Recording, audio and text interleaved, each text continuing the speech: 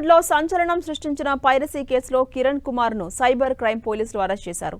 AC technician గా పనిచేస్తున్న కిరణ్ 65కు పైగా సినిమాలను పైరసీ చేసి వాటిని వెబ్సైట్లకు విక్రయించినట్టుగా పోలీసులు గుర్తించారు. దీనివల్ల పరిశ్రమకు వేల కోట్ల నష్టం జరిగిందని ఫిర్యాదులో పేర్కొన్నారు.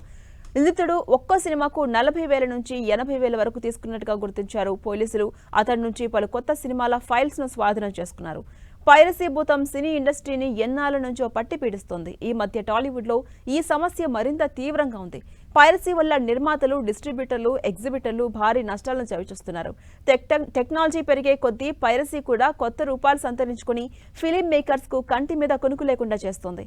ఇక సినిమాల పైరసీ కేసులో ఈస్ట్ గోదావరి జిల్లాకు చెందిన జన కిరణ్ కుమార్ ను హైదరాబాద్ సైబర్ క్రైమ్ పోలీసులు అరెస్ట్ చేశారు. దర్యాప్తులో భాగంగా పలు కీలక అంశాలు వెలుగులోకి వచ్చాయి.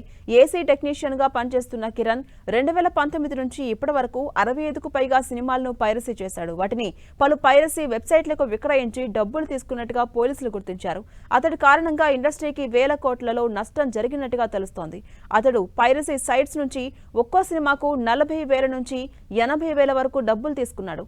అతనికి క్రిప్టో కరెన్సీ, బిట్కాయిన్ల రూపంలో చెల్లింపులు జరిగినట్టుగా పోలీసులు గుర్తించారు. ఇటీవల సింగిల్ సినిమాను పైరసీ చేయడంతో ఫిలిం ఛాంబర్లోని యాంటీ పైరసీ సెల్ ప్రతినిధి ఎర్ర మణీంద్రబాబు పోలీసులకు ఫిర్యాదు చేశారు. పైరసీ కారణంగా సినిమా పరిశ్రమకు సుమారు 3,700 కోట్లు నష్టం జరిగినట్టుగా ఫిర్యాదులో పేర్కొన్నారు.